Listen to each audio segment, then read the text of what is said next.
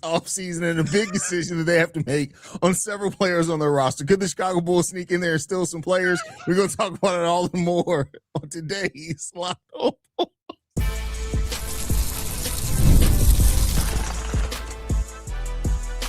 You are Locked On Bulls, your daily Chicago Bulls podcast. Part of the Locked On Podcast Network, your team every day.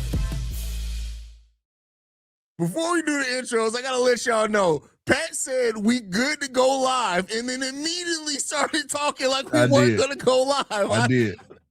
Because I looked up and I was like, he was ready. I looked up and went, is that saying the Thunder are capping? Oh, man. Oh, man. Thank you for tuning in to another episode. I had to cut that beginning, apparently. Apparently it made it through. Member of the Locked On Podcast Network, where it's your team every single day. That is Pat the Designer, host and creator of the Windy City Breeze, and host of the Chicago Bears podcast over ESPN 1000. I'm Haize, host and creator of Chicago Bulls Central, Chicago Bears Central YouTube pages and podcasts. And that is hilarious. It's always you, Pat. It's always me. Which is so funny because of the two of us. You would definitely think it would be you more often. Definitely think it would be me that say some crazy stuff to start off the show. Well. Hey, listen, it's not the worst thing I called you on here. Anyway, so Pat, the Oklahoma City Thunder are $28 million over the second tax apron, and that's without doing. And that's just going into next season. $28 million over the second tax apron. Now they do have a $28.5 million contract of Isaiah Hartenstein they can opt out of. They have a Lu Dort's contract team option they can opt out of. So they can do those things and get under the second tax apron. We have heard as of yesterday from Brett Siegel, the Thunder are expected to opt into Lu Dort's contract and then look to move him. But the question I want to ask you here, Pat, is that Isaiah Hartenstein, Lu Dort, Cason Wallace is another player that's due for an extension that they could have to move off. Him or Aaron Wiggins have been speculated that one of those guys they could have to move off. Aaron Wiggins' contract's $8 million. When you look at the Chicago Bulls, and especially we're talking about restricted free agents of $30 million, XYZ, would you be interested if the Bulls do draft a center in this draft and they want a guy, for example, that can come in and start right away in Isaiah Hartenstein? Would you be interested in calling the Thunder up and saying, hey, don't opt out of that contract. We'll just absorb it for you. And then we have his bird rights. We can talk extension. We don't have to negotiate with other teams in free agency. Are you interested in Lu Dort? Is there anybody on this Thunder's roster that you think Bryson Graham could be calling on them on and saying, hey, we'll send you a few seconds back. We're not going to send you much back, but we'll take on that contract to give you some salary cap relief? I think you'd have to send more for Hartenstein. Hartenstein's kind of, and I would say, of the players that we've listed here, Hartenstein's probably the one they want to move on from the least because of, Chet's probably better suited at the 4. You want to have that big body next to him. And I mean, Hartenstein, for what it's worth, he looked like a better player than I ever thought he was in this playoffs. Like how he was passing, how he was, even like just the mindset to say, it doesn't matter how big Wemby is, I'm going to war with you. So if I'm OKC, that's a player I'm not letting get out of the building, knowing the toughness that you're going to need within that organization. But if I'm Bryson, you drafted Thomas Sorber to kind of prepare for that. Almost everybody's assuming because unless they look at it and say, hey, we're a championship caliber team, we're willing to pay the second tax apron. But if they want to get under the second tax apron, they even Lu Dort and a Cason Wallace, Lu Dort and a Aaron Wiggins doesn't get them under that. They almost have to move off Isaiah Hartenstein. Oof. Yeah, I mean, listen. You're right too. Like the Sorber thing definitely plays into it.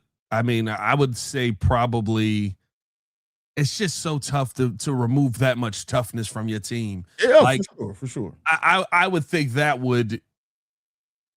I'm not going to say it would gut the team, but it is that extra gear that you need sometimes, right? Which is why I think the Bulls would be very interested in a lot of these people. I think, the bottom line of it is what it is for OKC. From the Bulls standpoint, I know the numbers for Lu Dort are not elite, right? You're never going to look at Lu Dort and go, "Oh my God, that's exactly what we need." As far as helping you got to watch to understand everything he does well on a basketball. You have to watch his game, and I think he's one of those guys.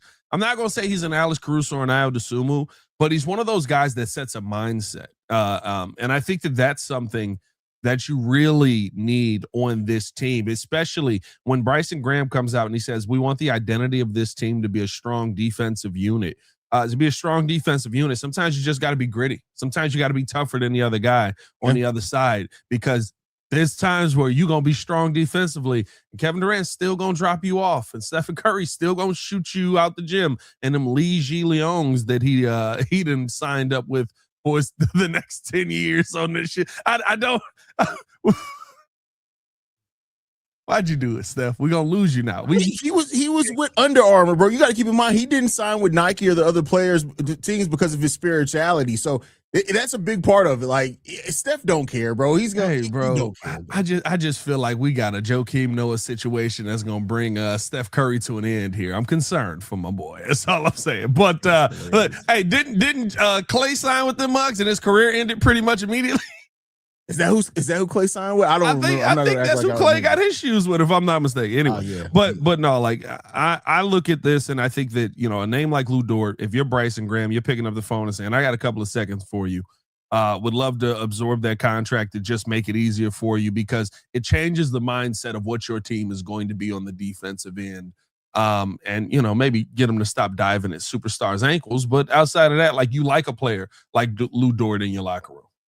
The thing I like about Lu Dort and Isaiah Hartenstein, Pat, they're two players that don't need the ball a lot. They do the gritty work. Like you said, like, you need, if you want to set a defensive kind of identity for your team, you need guys like that. And people who say things like, I don't want that flopping culture in Chicago. If you think Lu Dort is one of the guys that flop, you're stupid. You don't watch him play basketball. Lu Dort's not that at all. Like, Lu Dort is, I'm going to run through you. I may get a tough foul call on you, but I'm going to run through you. Now, people have called Lu Dort dirty and stuff like that, but I tell you what, everybody hates that player until that player's on your team. Yeah. And you talk about a guy that was top 4 in Defensive Player of the Year 2 years ago. Yeah. He definitely has an impact. But I'm going to tell you this right now, Pat. The guy in this situation that I'm going to tell you right now that I would actually love here for the Chicago Bulls out of this, and this is one of the guys that doesn't have an expiring contract, but you can offer some cap relief, is Aaron Wiggins. Now, that depends on, like, for example, if we end up going Caleb Wilson and like a center, let's just say Jaden Quantins, and we don't go Cam Carr, then I would, Aaron Wiggins as a player that has the upside, like, he's averaged, I think 12 points per game on like 8 shots at one point in time. Last year was a little bit down as far as point per game, but we know why, because of what they did with the offense there in OKC. But I think Aaron Wiggins is one of those guys that you can bet on young. He's youngish, and that if you give him more of an opportunity, I can see him averaging 12, 14 points per game with really solid defense, can guard multiple positions.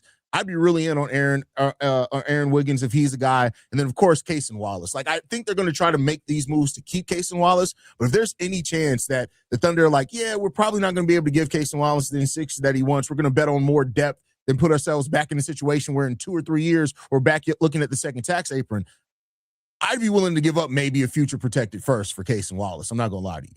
Yeah, Cason Wallace is a problem. I guess the question with Cason Wallace would be, you know, what is your plans future-wise with Trey Jones and guys like that? Like, listen, if you got a Trey Jones on your team, right, let's not rebuild this entire roster the way that we rebuilt the last roster. Just as many guards as possible and try and see which one's going to be good at playing basketball. Now, Cason Wallace we've seen on the court. Aaron Wiggins is an interesting one because to me, like, I look at Aaron Wiggins' game this year and I feel like, not that his role changed drastically, but that he was on the scouting report all of a sudden. And that's fair. You know what I mean? Like it's like, oh, you showed something. We're gonna pay attention to you now. And you kind of saw the numbers go the other way. I mean, it's not a drastic drop off. You're talking about, you know, 3 points per game, but the consistency I thought wasn't there as much because of him being on the scouting report with all of this. And we talking about upside. You know, I kind of forgot about this. I had to go look it up. Because I was like, I feel like Lu Dort was a bucket at one point. You know, he was averaging 17 points a game. Lu Dort was? What year? Lu Dort, what year of his career was that? Year 3, 2021, 17 points per game. That would have been that year that they had a lot of injuries too. So so he was getting more of an opportunity. He was getting more of a chance to shoot. He was getting more of a chance to go out there and be an offensive player. I wonder if his role has been very clearly defined because Jalen Williams is a better scorer and things like that. But somebody left a comment, and I'm kind of here for it. Garrett said Lu Dort's a slightly better offensive Pat Bev. That's a heck of a comp. I'm not going to lie to you. Like, yeah, and if there's any a upside Pat Bev with that can guard 1 through 4. Like, say what you will about Lu Dort. I know he's only 6'4" and 220 pounds, but I've seen him switch. Like, he's an actual player that can guard on the perimeter. And I don't know how, like, once age hits him, he's probably going to slow down real quick. Yeah. But where right now, like how he's able to go to the perimeter and guard bigs in the post, like that's why I say like that's something you can literally build your defensive backbone on. Like, and I don't feel like I'm gassing it by saying that Lu Dort is the type of player that you can build your defensive identity off of. Yeah, listen, I look at what the Thunder have available to them as far as like the amount of players that we talking about getting rid of like 7 or 8 players here realistically. Yeah. And they all would bring something really good that the Bulls need because the Bulls don't have anything right now. Now, as far as the championship pedigree and things like that, right? Like, I don't think that everybody brings that with them. Jordan Poole went to the Wizards and didn't know how to maintain a championship pedigree, right? You weren't the biggest part of that. But as far as fitting a role with what this current team is going to be or what this next team is going to be, I think any one of these Thunder player could be an impact player for the Bulls. Yeah. I mean, and again, it's just about looking out at the market and playing the market. Like this is where like smart GMs take advantage of other teams and when they're in cap crunch situations. Because like while it doesn't do much for the Thunder to say, hey, we're just going to opt out of Lu Dort's contract, but if they do decide to opt in and move it, like a couple of seconds, like we got tons of seconds to throw at it, you're at least walking away with something for that asset rather than nothing. Now, if they do turn it into a bidding war, I'm sure there's some team that's going to offer a low end first for Lu Dort. So you may price you out at that point in time, but you got to at least make the call on these guys. I think the Bulls have to this summer. 100%. So we are way over this. I didn't realize we were that far over. I was letting us get over because we got to cut that beginning part for sure. That's got can't let that one fly a lot. But with that said, next up, we're going to talk about a surprising candidate that's come up for the Bulls to possibly target in the offseason, which I didn't, and that's Mamu, who's currently with the Toronto Raptors. We're going to talk about and get Pat's thoughts on that right after this.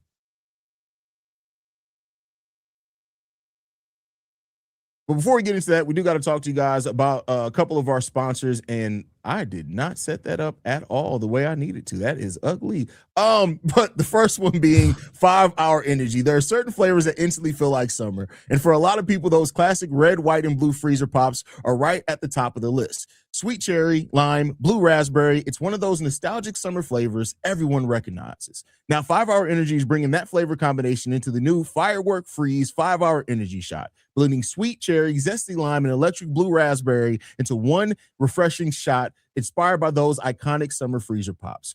The flavor instantly takes me back to being outside all day on summer break, riding bikes, staying outside until the street lights came on, which y'all just be letting y'all kids stay outside now. Nonetheless, then grabbing one of these freezer pops before fireworks or backyard barbecues. Ignite your taste buds with the flavor of the summer. Get a 5 Hour Energy, a Firework Freeze 5 Hour Energy shot today. Damn, they tongue-tied me. For more information, visit 5hourenergy.com. I also got to talk to you guys about another one of our sponsors, and that is Quo. Missed calls and slow follow-ups are silent killers for businesses. That's how money gets left on the table without people even realizing it. That's why today's episode is brought to you by Quo, spelled Quo, the business communication systems built so you never miss a call. Quo helps businesses keep every conversation organized by letting your entire team manage calls and texts from one shared number. No more drop messages, missed opportunities, or disconnected communication. It's designed for how modern businesses actually operate. And the part I love, everything lives in one clean thread: calls, texts, and voicemails. The whole team sees the conversation so nothing falls through the cracks. And the AI summaries save serious time by logging calls and highlighting the next steps automatically. It just makes your business feel more organized and responsive. Money is on the line. Always say hello with Quo. Try Quo for free, plus get 20% off your first 6 months when you go to quo.com/LockedOnNBA. That's QUO.com/LockedOnNBA. More Locked On Bulls coming up next.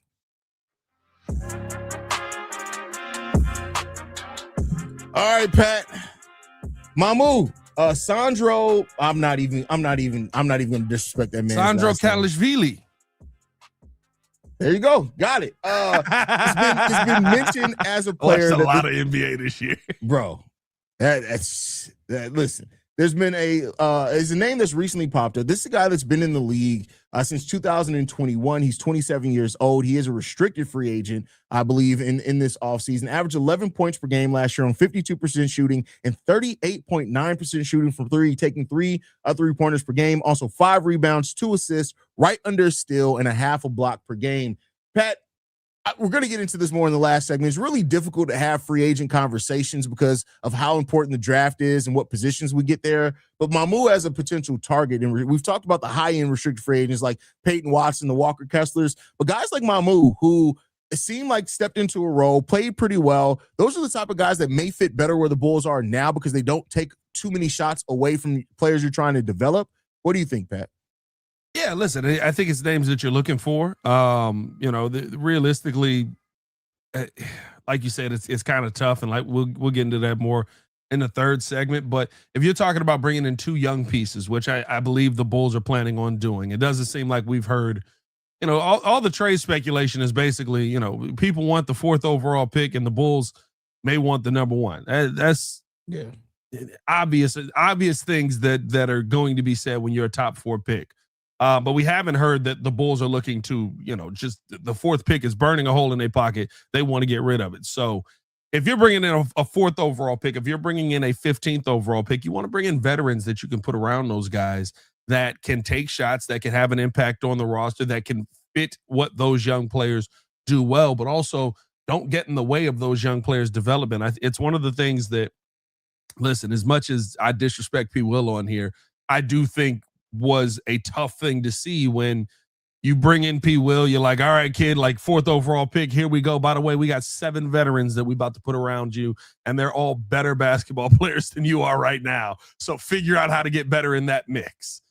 You know what I mean? Like it's just one of those things where if you're going to develop these players, you want to get guys that can make an impact, like Kalashvili can shoot the 3 ball, that can fit a role, but are doing it on 5 to 8 shots a game.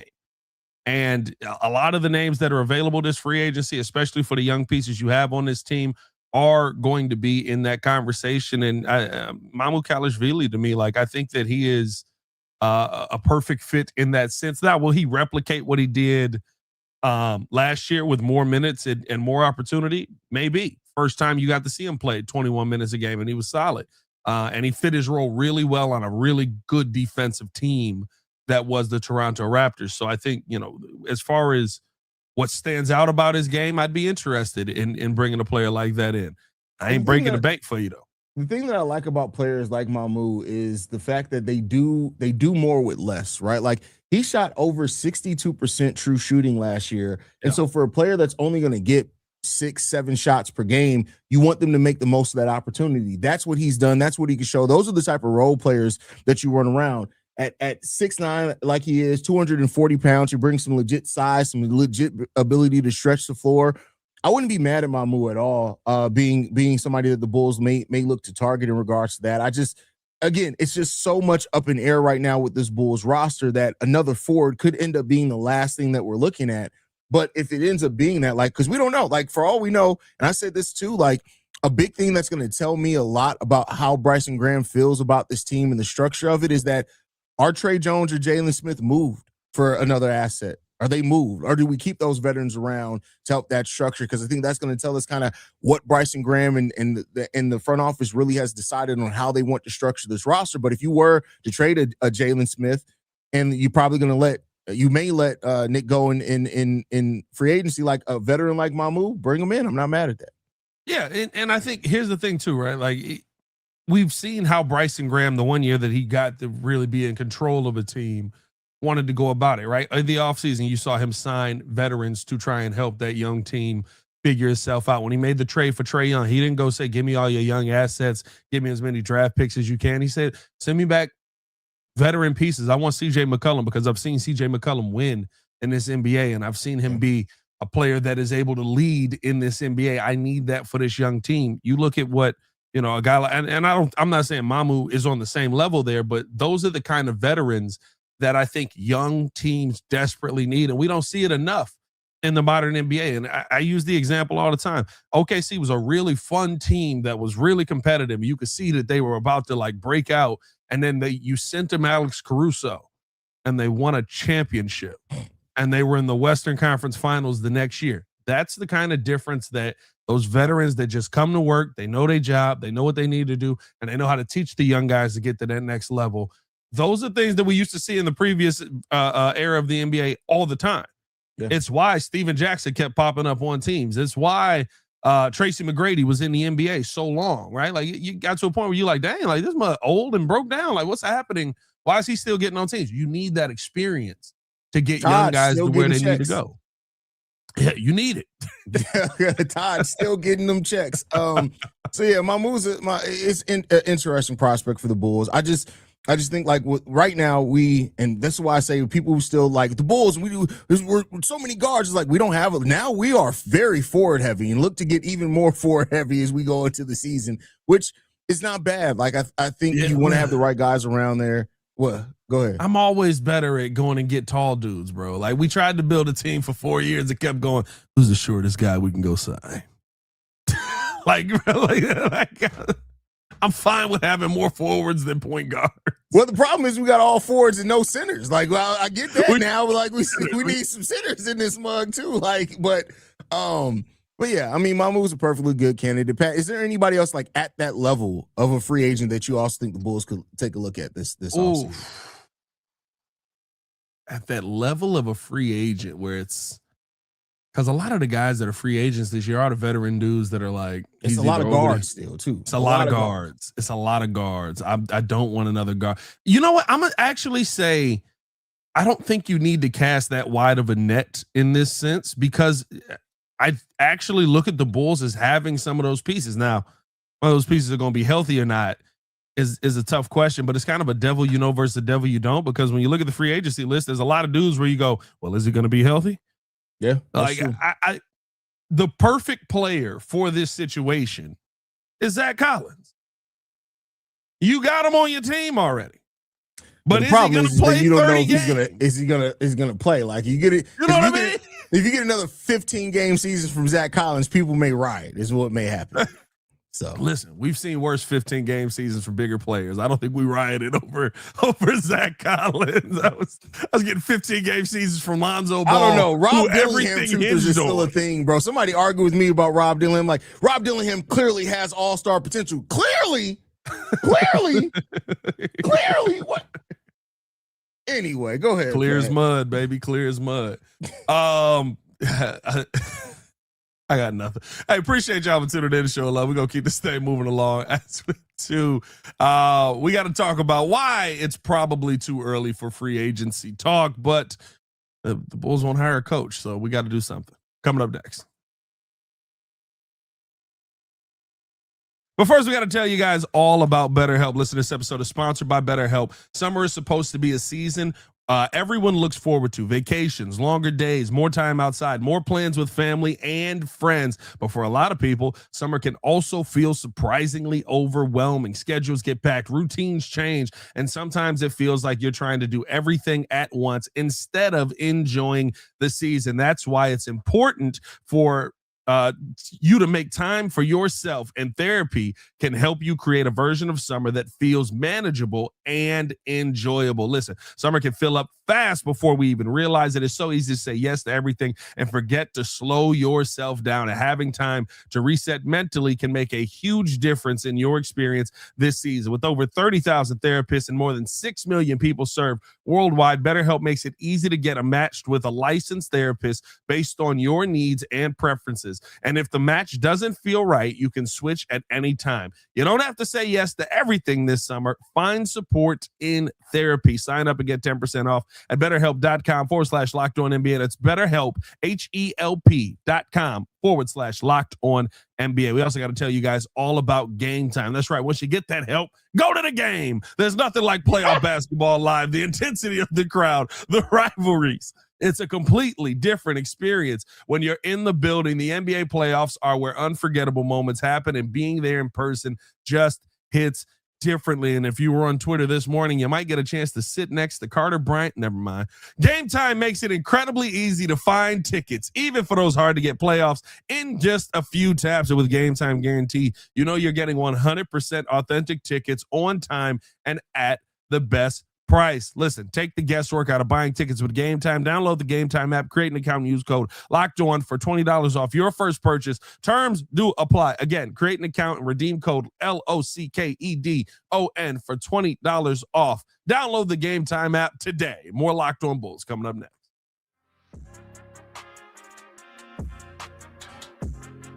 Pat, Jay-Z dropped a freestyle. Lil Wayne announced new Carter albums coming out. T.I. It's 1999 again, bro. 50 Cent back in beef. Like, what's going on, bro? Like, listen, Wayne.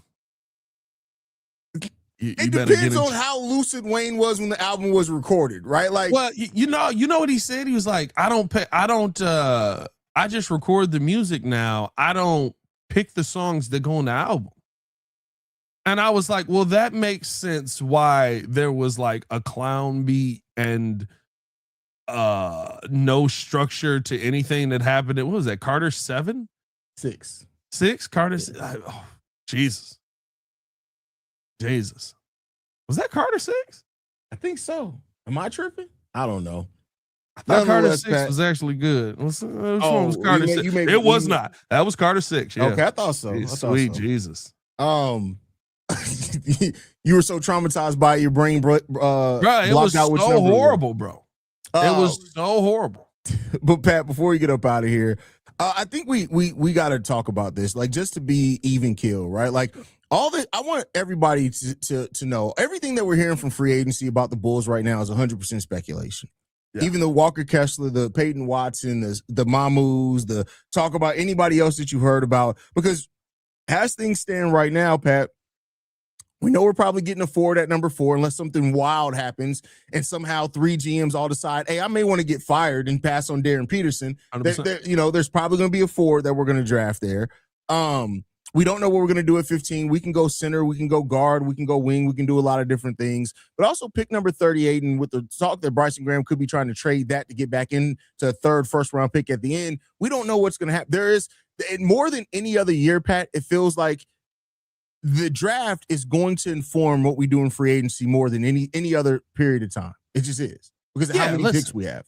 You're in a spot here where you're clearly going young. You've got some young talent on the team that's already pretty good. Adding a top 4 overall pick. I mean, like, the excitement for me, and I know some people are like, I'm out on Cam Boozer.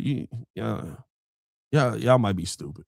People say that I don't care. Like, I get it. Like I said, I even say he's not my necessarily favorite prospect in the top 4. But if you're out and you're thinking that Cam Boozer is going to be bad, you just don't. Well, I think here's what I keep saying. Everybody's like, it's going to be that guy just getting the ball in the paint, just going full Giannis versus a tractor and trying to move people out the way. And he's got Giddey with him. Yeah. He's got Josh Giddey with him. That's going to be really exciting to see, whether it's Caleb Wilson, Cam Boozer. So my point in all that being, I think your rookie is going to flourish pretty well, being that it's probably going to be some form of big and or bigger forward where you're going to have young veteran pieces that are probably thriving. The expectation on my part, and based on how he speaks, is that Modest is going to take another step. If Modest takes another step, he's a 20-plus point per game player consistently. That's a good day for you as a Bulls fan. And so, like, there's so much that you're looking at with this team where you're going, okay, if Giddey's going to get shots, Wilson or Boozer are going to get shots, Modest is going to get shots. I would assume 15 is probably somebody that you look at as a role player, but you want to develop that player as well. So now you got to find all these spots where everyone else fits in, right? How does Trey Jones fit into this new system? Is Jalen Smith going to be a part of this, or is he back to icing his knees? Is Zach Collins going to be on the court or in the bed? Like, there's so many questions that happen with the players you have on your team already that you got to figure all of that out before you even get to a point where you're sitting there talking about, now let's go add to the team. Yeah. And that and depending on the level of center, if we do get a center in this draft, they could look to keep Nick Richards. Like, there's a lot that's up in air right now about this Bulls team. I say let's make it through the draft.